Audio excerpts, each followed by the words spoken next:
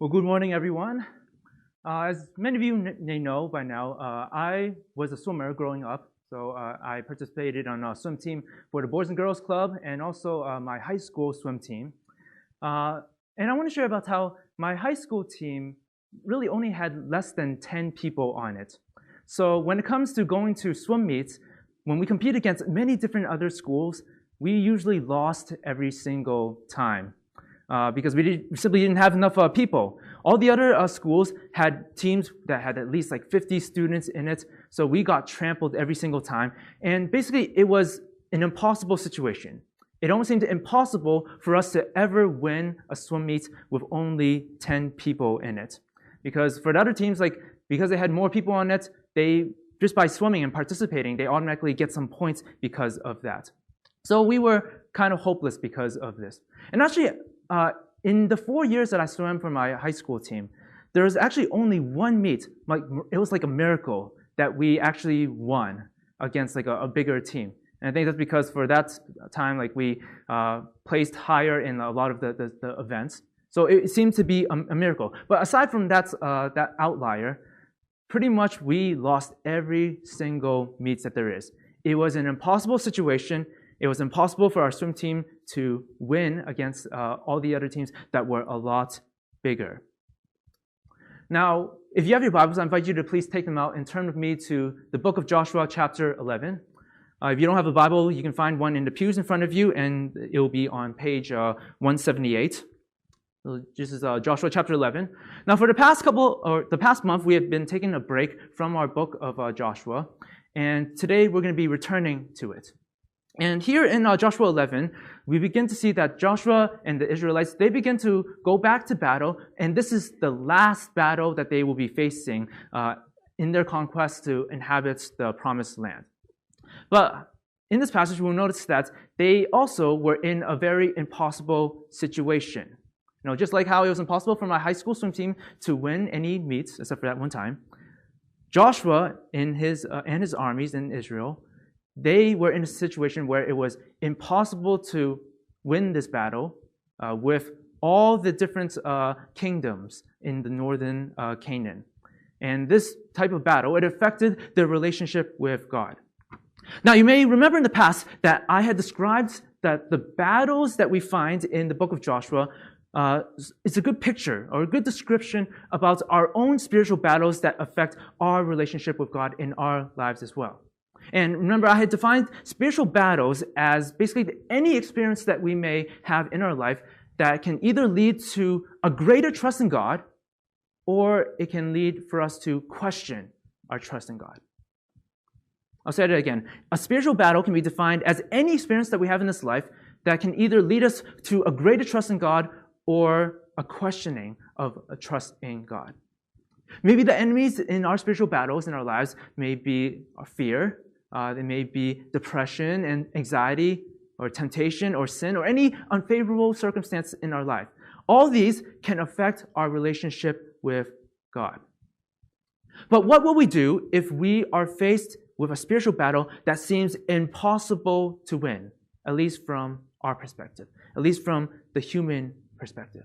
It seems like we're stuck in this battle for a long time. We can't seem to win. We can't seem to overcome it. It is impossible. So as we look into our passage today, we'll see how God dealt with the Israelites during this seemingly impossible battle to win against the kingdoms of the northern Canaan. So I hope you're here with me. Joshua chapter 11, we're going to be focusing on verses 1 to 15 for today. But before we go into the passage, I invite you all to bow your heads with me as we go to the Lord in prayer.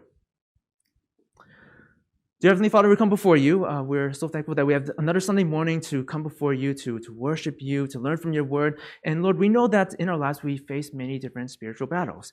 And sometimes those spiritual battles may seem very impossible to overcome. Maybe we've been struggling with a sin for a long time. Maybe because we have experienced the death of a loved one or have financial troubles. No matter what it may be, these spiritual battles affect our relationship with you. So even when things seem impossible, Lord, I pray that you would show us that with you, things can be possible. That through you, we can be able to trust in you. Lord, I pray that you help us understand more of who you are and more of who we are to be in relationship with you as we go through this message for today. We thank you. We want to lift up these things in Jesus Christ's precious and holy name. Amen. So here in Joshua chapter 11, for our main question that we're going to ask today, we're going to be asking this question. When may our spiritual battles seem impossible to overcome? So if you're someone who would like to take notes, you can write this question down. When may our spiritual battles seem impossible to overcome? And we find that there are three causes. Three causes that will help us understand when may our spiritual battles may seem like impossible to overcome. So let's start by reading the first 5 verses here in Joshua chapter 11. Please follow along as I read. Verse 1.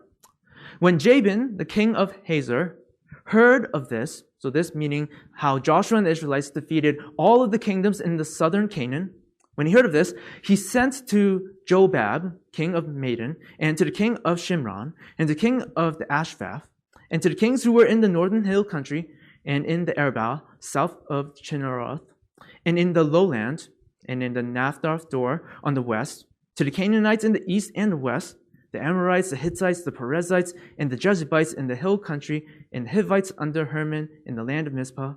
And they came out with all their troops, a great horde in numbers like sand that is on the seashore, and with very many horses and chariots. And all these kings joined forces and came and encamped together at the waters of Merom to fight against Israel. So here at the beginning of this passage, we see that there is this king named Jabin from Hazor, and he heard how Israel had defeated all of the kingdoms in the southern Canaan, and Israel seemed unstoppable. And he heard of how Israel's God had helped fight them, or helped fight in their battles and to help win. And Jabin was really alarmed about what was happening, and he decided to do something about it. So instead of leading the people of his own kingdom to believe and to trust in the God of Israel, instead he decided to fight God instead. So he went to all the different kings in the northern parts of Canaan, and he gathered them together because he knew that his army alone won't be able to hold up against Israel's army, as he saw them defeat all these different kingdoms one by one, even like more powerful than them. So that's why he decided to join forces with all the other kingdoms in the northern Canaan. So if you read the first 3 verses, you notice that out of all the kingdoms that were mentioned, Jabin essentially gathered all the kingdoms around him, from the north, south, east, and west. And there were very many numerous kings and kingdoms that were all gathered together. Basically, you can imagine Jabin telling all the kings of these kingdoms, saying, like, we can't defeat Israel and their God on our own. You heard what happened in the southern Canaan, and we could be next. We can be defeated. But we may probably have a chance to defeat them if we join our forces together, and we can definitely defeat Israel. So let's read verse 4. Let's see how big their army turned out to be. Verse 4, and they came out with all their troops, a great horde, in numbers like the sand that is on the seashore, with very many horses and chariots. So when all the kingdoms of the northern Canaan came together, they were brought together by Jabin, the numbers were very great. And actually, Josephus, who was a Jewish historian in the 1st century AD, he had estimated that this northern confederacy basically included over 300,000 infantry soldiers, 10,000 cavalry troops, and 20,000 chariots. So was Josephus' estimate accurate?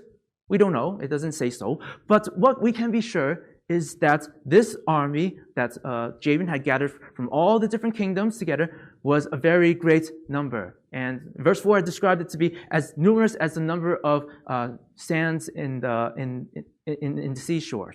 So basically, it was a very large number. 300,000, possibly.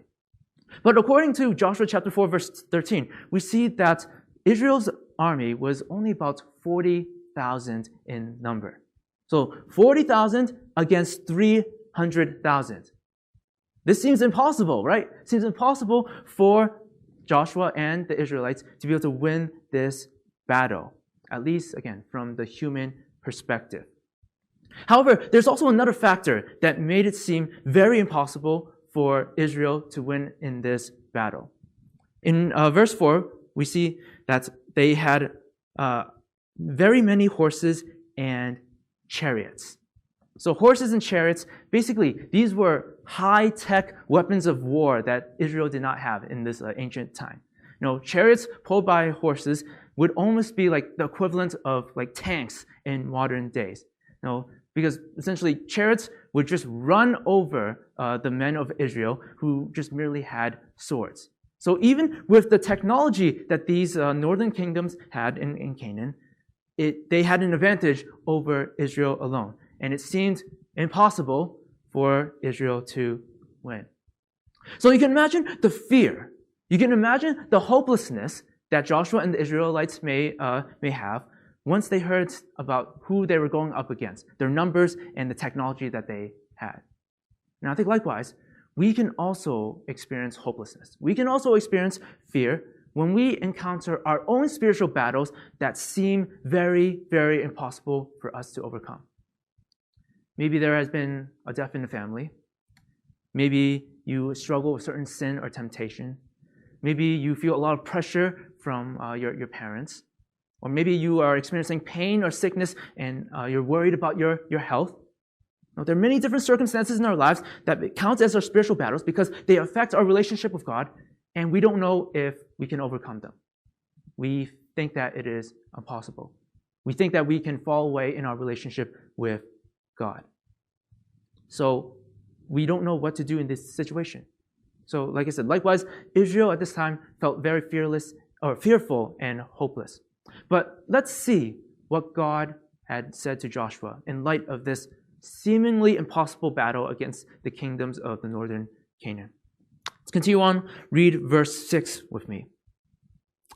And the Lord said to Joshua, "Do not be afraid of them." So God simply first says, do not be afraid of them. Many times throughout the book of Joshua, we see God telling Israel to not be afraid, to not fear, to not be dismayed, and all these different versions of saying the same thing. He tells them to be strong and courageous. And when God tells them about not to fear, He doesn't just tell them to stop. He says, don't just stop fearing. He doesn't tell them that, oh, yes, I understand your situation. I understand that it seems very hard, but just suck it up. No, God doesn't just say, don't fear and just don't do anything about it. But rather, often, whenever in Joshua it mentions about do not fear, do not be dismayed, be strong and courageous, there is a reason for doing so. And that reason points to God. He usually gives them this reason, and it's no different here. So let's read the rest of verse 6. And the Lord said to Joshua, do not be afraid of them. Why? Here's the reason. For tomorrow, at this time, I will give over all of them, slain to Israel. So the reason, the focus should be on not what Israel can do, but what God can be able to do for them. He says, for tomorrow at this time, I will give over all of them, slain to Israel. The focus is on God. Now, after all, this isn't the first battle that they have been in. Did Israel forget that back in the battle with Jericho, that it was God who had brought down the walls of Jericho? They didn't do anything. All they did was merely walk around the city multiple times within the week, and then on the last day, they shouted and they blew their trumpets. That's all they did. God was the one who actually brought down the walls of Jericho. Did they forget that when they were in a battle against the Amorites in the southern Canaan, that God was literally fighting for them by sending hailstones against their enemies and by making the sun stand still? No, God was doing all that. Israel didn't do that to bring about victory. So they had forgotten about God's character of His faithfulness to them and what He has done for them in the past. This is why, at this time, when Israel was faced with this news that they were going to go up against all these different kingdoms and kings in the northern Canaan who had banded together against them, this is why they feared, because they had forgotten about who God was. They had forgotten about God's faithfulness to them in the past. Back in chapter 1, didn't God also say to be strong and courageous and not to be frightened or dismayed? Why? For the Lord their God is with them wherever they go, even at this moment. Did they forget that at the beginning of this conquest, that God had even said that? Isn't God faithful to them? And also, when God said to not be afraid and that he will give over their enemies to them, God was also reminding them about his promise. What did God promise them? God had promised them that he had given them this land, and they will rest in it. If what God said is true, then wouldn't it be, in fact, that God will protect them? That God will be able to help them defeat their enemies, even if their enemies were as large as 300,000 men going after them. Would 300,000 men be able to stop God and stop God's promise from being fulfilled to them? No. So again, because Israel forgot about the character of God's faithfulness and they forgot about God's promises, this is why they thought that their battle that they were in was very impossible to win and very impossible to overcome. So let's answer our question. When may our spiritual battles seem impossible to overcome? Here is the first cause. Our spiritual battles may seem impossible to overcome when we forget about God's character and promises. I'll say it one more time. Our spiritual battles may seem impossible to overcome when we forget about God's character and his promises. I remember when I was little, I often liked to play with some of the neighborhood friends that were my age. We were probably just in elementary school. And usually everyone in the neighborhood would come to my backyard because my backyard, we literally had like a whole giant field. It's like a giant acre. Actually, later on in life, it was very annoying to be able to mow the lawn because of so much work that had to be done there. But nevertheless, neighborhood kids came and we played together in my backyard. And we had this giant tree in this backyard. And very often, like we would play like a kickball. But there was this one time when we were playing that I kicked it too hard and I got the ball stuck up in the tree. It was pretty high. And me being the weak Asian kid, I can't climb the tree. I can't be able to retrieve the ball. So I thought, this is impossible. The ball is going to be stuck up there forever. It's lost for good. But then later on, I realized that the friends that I was with, especially this one particular friend, he was actually very good at climbing trees. He had the ability to be able to save us, to be able to get the ball down from the tree so that we can start playing again. The reason why I thought that the situation was impossible was because I had forgotten that I had this friend. No, not because I had completely forgotten. In particular, I'd forgotten that he had this ability to climb trees very well. Again, we're talking about just elementary school kids here. So being able to climb a very tall tree to retrieve, well, I don't know, probably other kids can be able to do, but me as a weak Asian kid, I can't be able to do it. But because I've forgotten about what my friend can be able to do, that's why I thought my situation was impossible. It was impossible to retrieve the ball. So likewise, in the spiritual battles in our lives, we may also think that our situation seems impossible to overcome, that we can't overcome that sin, that we can't be able to respond in the right way, maybe because we have forgotten about who God is. We've forgotten about his faithfulness. We've forgotten about what he has done for us in the past, how he saved us in the past, and we have forgotten about what he has promised us in his word. There are many promises that God gives us in his word, and he never lies. When God says that he will never leave us or forsake us, he won't leave us or forsake us. If God says that he will protect us, he will protect us. We're never alone. So our spiritual battles may seem impossible because maybe we are focusing more on our own ability. We focus on the fact that there's no way that we can be able to fight sin and fight evil in our lives by ourselves. There's no way that we ourselves can be able to fight basically the uncontrollable circumstances in our lives and all those struggles. But who can? Only God can. Only God, through his character and through his great promises, he can be able to turn what seems to be impossible to something that is possible for victory. So again, our question, when may our spiritual battles seem impossible to overcome? The first cause, our spiritual battles may seem impossible to overcome when we forget about God's character and his promises. So I want to encourage you all, whenever you find yourself faced with a seemingly impossible situation, an impossible spiritual battle, stop and think about who God is. Stop and remind yourself about what God says in His Word in terms of the promises that He makes. Will we remember to do that? So as we continue on this passage, I believe that there is a second cause for what it may seem why our spiritual battles is impossible to overcome. So let's continue on. Read with me from verse 6 again. And the Lord said to Joshua, "Do not be afraid of them, for tomorrow at this time I will give over all of them slain to Israel. You shall hamstring their horses and burn their chariots with fire." So again, with this command not to fear, but to trust in God, to remember His faithful character, to remember His promises, Joshua and the Israelites, they responded in faith and they actually went right into battle. Let's read verse 7 and 8. So Joshua and all of his warriors came suddenly against them by the waters of Merom and fell upon them. And the Lord gave them into the hands of Israel, who struck them and chased them as far as the great Sidon and the Mishrephoth Maim, and eastward as far as the valley of Mizpah. And they struck them until he left none remaining. So here, what's being described is that Joshua and the Israelites, they did not wait for the battle to come to them. Their enemies, we read that how all of them had met together and they were camped out in the waters of Merah, which is just about a 5 days trek away. But Israel, they were the one that initiated the battle. With their faith in God and what God can do and what God had promised, they went headfirst into where their enemies were, despite the fact that they were a lot smaller than them.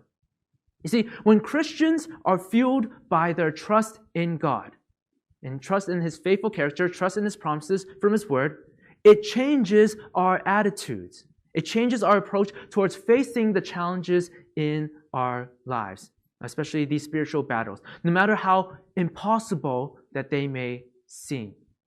See, God can be able to change and transform you. He can be able to change how you respond in your situations and how you trust in Him without even having to change the situation in the first place. See, notice God didn't change the Israelites' situation. They were still facing against a great army, basically a collaboration of many different kingdoms, adding up to over 300,000 men, 10,000 cavalry troops, and 20,000 chariots. But what changed was the Israelites' heart and their trust in God. But however, we notice that God gave the Israelites a very, very unusual commandment that they should follow. So what is this? Read starting from verse 9. And Joshua did to them just as the Lord said to him. He hamstrung their horses and burned their chariots with fire. This is a very unusual command. Why would God command the Israelites to hamstring the horses and to burn the chariots with fire? So to hamstring a horse really means like to cripple the horse by severing the large tendon at the back of the knee and the hind legs. So it literally, basically the tendons are unable to heal, and it rendered the horse unfit for battle. Although probably, horses can still be useful for the agricultural purposes, but really, these horses cannot be used in war again. So I guess this practice was very common in war, like back then, to disable the enemy's weapons so that it won't be used against them in the future. But you see, these, in the perspective of the ancient world, these were very high-tech weapons of war. So why hamstring the horses and burn their chariots when now it was in Israelites' possessions after they obtained it from their defeated enemies? Wouldn't it be a waste not to use them? No, they could have used them in the future wars. Imagine now they have horses, now they have chariots. Imagine how much more kingdoms that they can be able to conquer with this high-end technology. So why did God just tell them and command them to just hamstring the horses and to burn those chariots? It seemed to be a waste from the human perspective. But you see, the reason why God had commanded Israel to do this, to burn the chariots, to hamstring the horses, was that God wanted them to trust in Him alone and not in these new weapons of war. God wanted them to trust in Him alone instead of these new weapons of war. Because if they use these new weapons and they won more battles in the future, they could say, oh, it's because of our strength. It's because of ourselves. It's because of these new technologies that we have. And it's not because of God. they can have the temptation to turn away from trust in God and trust in other things instead. In Psalm chapter 20, verse 7, this is part of the call to worship that we read today. It says this, "Some trust in chariots and some in horses, but we trust in the name of the Lord our God." And also Isaiah chapter 31, verse 1, it says this, "Woe to those who go down to Egypt for help and rely on horses, who trust in chariots because they are many and in horsemen because they are very strong, but do not look to the Holy One of Israel or consult the Lord." So again, if Israel didn't burn the chariots, didn't hamstring the horses, when they go to battle in the future, they can easily trust in these technologies rather than trust in God for victory. So let's answer our question again. When may our spiritual battles seem impossible to overcome? Here is the second cause. Our spiritual battles may seem impossible to overcome when we trust in another source other than God. I'll say that again. Second cause, our spiritual battles may seem impossible to overcome when we trust in another source other than God. About a month ago, I had finally gone around to basically changing the car plates from New York to Massachusetts. So I had to set up an appointment in, I guess the closest RMV that was open was in Worcester. So it was still quite a bit of ways. And I didn't really have a good experience there because the time slot that I had picked out, say it was a 3 o'clock appointment. When I get there's still a lot of people that were in line before me, and I didn't actually get my appointment until like pretty much 2 hours later. So it was kind of a horrible experience. But nevertheless, I did finally get my plate exchange on that day. So here I have my new Massachusetts plate, and I want to replace my New York plate. And I had a screwdriver, and I was trying to remove all of the screws that held my original New York plate and replace it with the Massachusetts one. But however, when I was on the very, very last screw, it was a very stubborn screw, and I didn't have the strength with just my manual screwdriver to be able to get it off. Honestly, I tried very hard. I couldn't do it. But I really want to do it because I wanted to be able to say that I have the strength to be able to defeat this small little screw that is very stubborn. So I tried for a while, but eventually had to give up. It was stuck on there for good. It seems impossible. But I figured, okay, maybe I need to get a power screwdriver to get this screw off. So I actually drove from Worcester here to church, broke into the utility closet. No one knew about it, and I borrowed one of those power screwdrivers. And with that, I was able to finally get that last stubborn screw off and finally put on my Massachusetts plate. Now, if I was as stubborn as that stubborn screw, and I wanted to get it off by only relying on my own strength and this manual screwdriver, then the situation would be really impossible because the screw is rusted. I can't be able to get it off. But I can be very stubborn and try to keep on doing it. So I was relying on the wrong source to be able to accomplish this task. But instead, I should rely on this new power screwdriver that can have the electric motors to get that screw off. If I didn't rely in the right source, then I would still have a Massachusetts plate on my car right now. I would need to humble myself in order to trust in the right source. So likewise, in our impossible situations, in the impossible spiritual battles in our lives, do we put our source of trust in the right thing? Do we put our source of trust in God? Or do we find ourselves putting our source in something else? Maybe it could be money. Sometimes we think that money can be able to fix like a certain situation that we are in. Maybe we rely on our medications. Maybe we try to rely on our own strength, our own efforts. Or maybe we try to rely on someone else who's also a human being and can be sinful and fallible. You see, when we put our trust mainly in something else other than God, then maybe this is why we are faced with this hard and challenging spiritual battle in the first place. Maybe this is why we can feel that the situation is impossible and that we can't win and we can't overcome it because our source of trust isn't in the right person. So again, when may our spiritual battles seem impossible to overcome? So again, our second cause, our spiritual battles may seem impossible to overcome when we trust in another source other than God.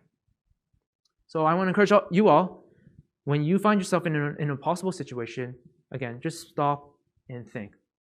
Try to identify, is there something else that you're trying to put your trust in other than God? Maybe this is end up being your idol. Then whatever it may be, then you might have to take action to remove or even destroy whatever that thing is, that idol, so that you aren't tempted to put your trust in it rather than put your trust in God. So in our lives, we need to take action at times to remove, to cut off, to destroy the things that will turn us away from God. And maybe you have to cut off that bad relationship. Maybe you have to give away this item or this idol that has been plaguing you and something that you've been worshiping. Or maybe something that's a habit that you have to overcome and get rid of. See, there are things in our lives that we need to get rid of so that we can put our trust in God alone. And this is exactly what Israel did. And this is why God had commanded the Israelites to burn the chariots and to hamstring the horses. Why? So that they can only trust in God alone. Now finally, I believe that this passage will give us a third cause. For one more cause for why it may seem like our spiritual battles are impossible to overcome. So let's read verses 10 to 15. We're going to read this whole paragraph here back in Joshua chapter 11. Please follow along as I read. Verse 10. And Joshua turned back at that time and captured Hazor and struck its king with the sword. And Hazor formerly was the head of all those kingdoms.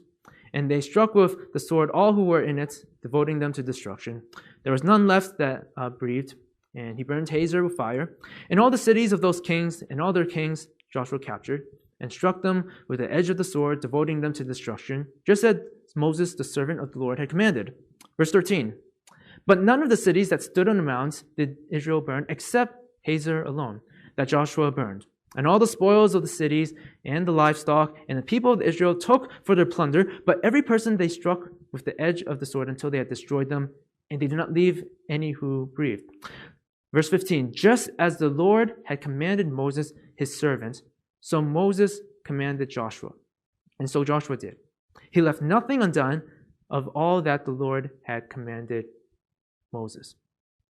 So here in these 5 verses that we read, these verses describe basically the rest of this last battle that was against the kingdoms of the northern Canaan.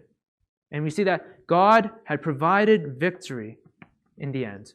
Basically, in what had initially seemed to be an impossible battle to win. And what did he do? God fulfilled the promise to Israel. He gave them this land that they were going to have and given them rest finally. But again, what was the key to their victory? What was the key to their success in this impossible battle? We find that in verse 15. Let's read that again. Just as the Lord had commanded Moses, his servant, so Moses commanded Joshua, and so Joshua did. He let nothing undone of all that the Lord had commanded Moses. So the key for victory, the key to success, is obedience to God. Here it says that Joshua obeyed all that God had commanded. He didn't partially obey. It says that he left nothing undone that all the Lord had commanded Moses. So he fully obeyed. So let's answer our question one more time. When may our spiritual battles seem impossible to overcome? Here is the third cause. Number 3, our spiritual battles may seem impossible to overcome when we struggle with complete obedience to God. Our spiritual battles may seem impossible to overcome when we struggle with complete obedience to God. You see, partial obedience is not true obedience. Now, sometimes we just want to obey and listen to God when we want to, or when we feel like it, or when it seems very easy to obey. But then when those times comes where we have to make a hard decision, when we have to give up something, or we have to humble ourselves, then all of a sudden we just don't want to do it, and we don't feel like it. See, God desires for each and every one of us to have a complete desire to obey Him. So maybe we find ourselves in our spiritual battles that seem very impossible to overcome because maybe in the first place, our disobedience was the reason for the cause of that spiritual battle in the first place. See, if we want to have success, spiritual success over these battles in our lives, then we need to obey God fully. Jump back to Joshua chapter 1, verse 8. For one of the first things that God had said to Joshua before they started this whole conquest to the promised land. Joshua chapter 1, verse 8, he says this, "This book of the law," meaning God's word, "shall not depart from your mouth, but you shall meditate on it day and night, so that you may be careful to do all that is written in it." Basically, obedience. "For then you will make your way prosperous, and you will have good success." So here, to have success in our spiritual battles, and for us to grow in a relationship with God, we need to have complete obedience in obeying God and His word. See, God has already given us every single thing that we need in this life to be successful and to be able to live a life of godliness. And mainly, He has given us His word for us to obey. Will we turn in full obedience to God? And I believe that if we do so, then we find that the seemingly impossible spiritual battles that we may face in this life aren't actually impossible at all. Let's review everything that we've learned from this passage here in Joshua chapter 11, verses 1 to 15. Again, we answered the main question of when may our spiritual battles seem impossible to overcome? We said that there were three causes. So to review, the first cause, number one, our spiritual battles may seem impossible to overcome when we forget about God's character and His promises. Number two, the second cause, our spiritual battles may seem impossible to overcome when we trust in another source other than God. And finally, as he said, number three, the third cause, our spiritual battles may seem impossible to overcome when we struggle with complete obedience to God. So really, in reality, there is no spiritual battle in our life that is impossible to overcome. If we say that there is a spiritual battle that is impossible to overcome, then do you know what we are saying? We're essentially saying that God has no power over certain circumstances in our lives. But that's not true. God has power over every certain situation in our lives. God has the power to help us to overcome and defeat any sin that we may face, to help us to respond in the correct and godly way, no matter how hard the situation is. It's about what God can be able to do. So the spiritual victory to overcome sin, temptation, and responding well in all these things is possible if we see how God had, especially as we see how God had brought Joshua and the Israelites victory throughout all the battles that they had faced to obtain God's promises in this promised land. So God had given them rest in the end. So likewise, we can also have this same hope, because one day we will also receive rest in the presence of God. And this is an eternal rest when we are face to face with Him in heaven. And we no longer have to worry about the struggles and the trials and the spiritual battles that we face in this life. Anything that we face here right now is only temporary. But our eternal rest is eternal. And it is good before God. So our spiritual battles are possible to overcome with God. As we go to the Lord in prayer, I invite the worship team to come up and respond in worship. Let's pray together.